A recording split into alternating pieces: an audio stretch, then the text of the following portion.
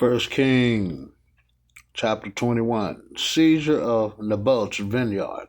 Naboth the Jezreelite had a vineyard in Jezreel next to the palace of Ahab, king of Samaria. Sometime later, Ahab said to Naboth, "Give me your vineyard to be my vegetable garden, since it is close by next to my house. I will give you a better vineyard in exchange, or if you prefer, I will give you its value in money." Naboth said to Ahab, "The Father forbid that I should give you my ancestral heritage." Ahab went home disturbed and angry at the answer Naboth the Jezreelite had given him. "I will not give you my ancestral heritage." Lying down on his bed, he turned away and would not eat. His wife Jezebel came to him and said to him, "Why are you so sullen that you will not eat?"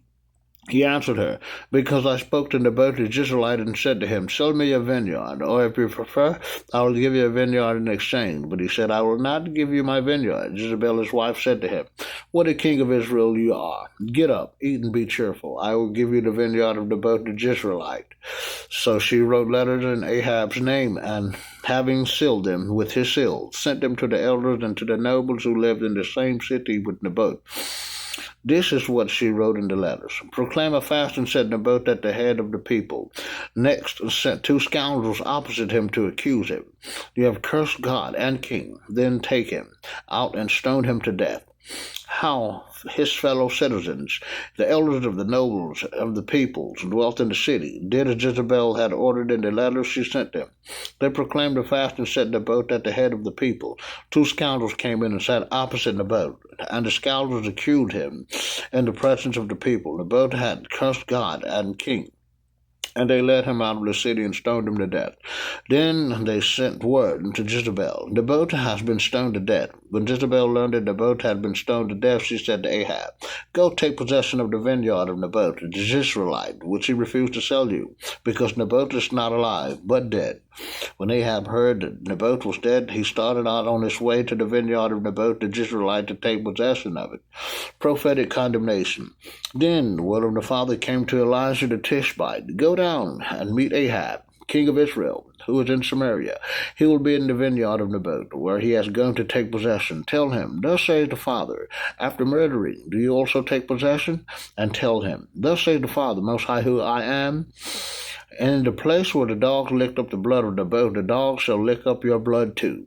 Ahab said to Elijah, "Have you found me out, my enemy?" He said, "I have found you. Because you have given yourself up to doing evil in the Father's sight, I am bringing evil upon you. I will consume you and will cut off every male belonging to Ahab, whether bond or free in Israel. I will make your house like that of Jeroboam, son of Nebat, and like the house of Baasha, son of Ahijah, because you have provoked me by leading Israel to sin. Against Jezebel, too," the Father declared, "the dogs shall devour Jezebel and the confines of Jezreel. Any one of Ahab's line who dies in the city, dogs will devour. Anyone who dies in the field, the birds of the sky will devour." Indeed, no one gave himself up to doing evil in the sight of the Father, as did Ahab, urged by his wife Jezebel. He became completely abominable by going after idols, just as the Amorites had done, whom the Father drove out of the Israelites' way.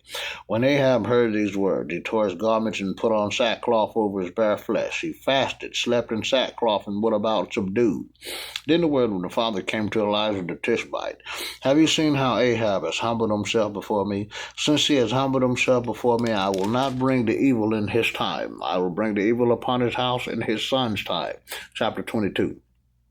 Ahab defeated by a ram. 3 years passed without war between Aram and Israel. In the third year, however, King Jehoshaphat of Judah came down from the king of Israel. The king of Israel said to his servants, "Do you not know that Ramoth Gilead is ours, and we are doing nothing to take it from the king of Aram?" He asked Jehoshaphat, "Will you come with me to fight against Ramoth Gilead?" Jehoshaphat answered the king of Israel, "You and I are as one, and your people and my people, your horses and my horses as well." Prophetic condemnation. Jehoshaphat also said to the king of Israel, "Seek the word of the Father at once." The king of Israel assembled the prophets, about 400 of them, and asked, "Shall I go to fight against Ramoth Gilead, or shall I refrain?" They said, "Attack. The Father will give it into the power of the king." But Jehoshaphat said, "Is there no other prophet of the Father here we might consult?" The king of Israel answered, "There is one other man through whom we might consult the Father, but I hate him because he prophesies not good but evil about me." He is Micaiah, son of Imlah. Jehoshaphat said, Let not the king say that. So the king of Israel called an official and said to him, Get Micaiah, son of Imlah, at once. The king of Israel and Jehoshaphat, king of Judah, were seated, each on his throne, clothed in their robes of state, in the square at the entrance of the gate of Samaria, and all the prophets were prophesying before them. Zedekiah, son of Chenaanah, made himself 2 horns of iron, and said, The father says, With these you shall gore Aram until you have destroyed them. The other prophets prophesied in a similar vein, saying, Attack Ramoth Gilead and conquer it. The father will give it into the power of the king. Meanwhile, the messenger who had gone to call Micaiah said to him, Look now, the prophets are unanimously predicting good for the king. Look, let your word be the same as any of theirs. Speak a good word. Micaiah said, As the Father lives, most high who I am, I shall speak whatever the Father tells me. When he came to the king said to him, Micaiah, shall we go to fight at Ramoth Gilead, or shall we refrain? He said, Attack and conquer. The Father will give it into the power of the king. But the king answered him, How many times must I adjure you to tell me nothing but the truth in the name of the most high who I am? I am. So Micaiah said, I see all Israel scattered on the mountains like sheep without a shepherd. And the father saying, These have no master. Let each of them go back home in peace. The king of Israel said to Jehoshaphat, Did I not tell you, does not prophesy good about me, but only evil? Micaiah continued, Therefore hear the word of the Father. I saw the Father seated on his throne, while the whole host of heaven standing at his right and to his left. The Father asked, Who will deceive Ahab, so that it will go up and fall on Ramoth Gilead? And one said this, another that, until the Spirit came forth and stood before the Father, saying, I will deceive him. The Father asked, How? He answered, I will go forth and become a lying spirit in the mouths of all his prophets. The Father replied, You shall succeed in deceiving him. Go forth and do this.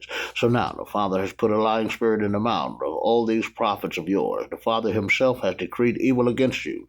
Thereupon Zedekiah, son of Chenaanah, came up and struck Micaiah on the cheek, saying, Has the Spirit of the Father then left me to speak with you? Micaiah said, You shall find out on the day you go into an inner room to hide.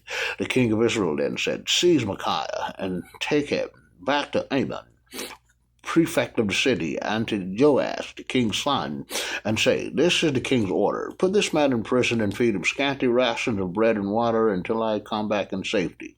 But Micaiah said, If you return in safety, the Father has not spoken through me. He also said, Hear, O people, Shema, all of you, Ahab at Ramoth Gilead.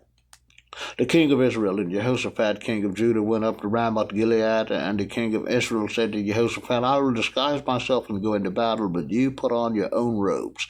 So the king of Israel disguised himself and entered the battle. In the meantime, the king of Aram had given his 32 chariot commanders the order, Do not fight with anyone, great or small, except the king of Israel alone. When the chariot commanders saw Jehoshaphat, they cried out, There is the king of Israel, and will to fight him. But Jehoshaphat cried out, and the chariot commanders, seeing that he was not the king of Israel, turned away from him. But someone drew his bow at random and hit the king of Israel between the joints of his breastplate. He ordered his charioteer, Rein about and take me out of the rings, for I am wounded. And the battle grew fierce during the day, and the king, who was propped up in his chariot facing the Arameans, died in the evening. The blood from his own wound flowed to the bottom of his chariot. At sunset a cry went through the army, Every man to his city, every man to his land.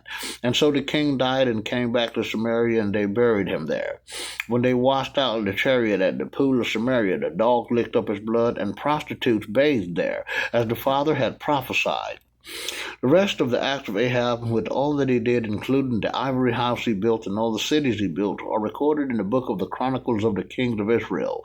Ahab rested with his ancestors, and his son Ahaziah succeeded him as king. Reign of Jehoshaphat. Jehoshaphat, son of Asa, became king of Judah in the 4th year of Ahab, king of Israel. Jehoshaphat was 35 years old when he became king, and he reigned 25 years in Jerusalem. His mother's name was Zubah, daughter of Shili. He walked in the way of Asa his father, unceasingly, doing what was right in the Father's sight. Nevertheless, the high places did not disappear, and the people still sacrificed on the high places and burnt incense there. Jehoshaphat also made peace with the king of Israel. The rest of the acts of Jehoshaphat with his valor and what he did and how he fought are recorded in the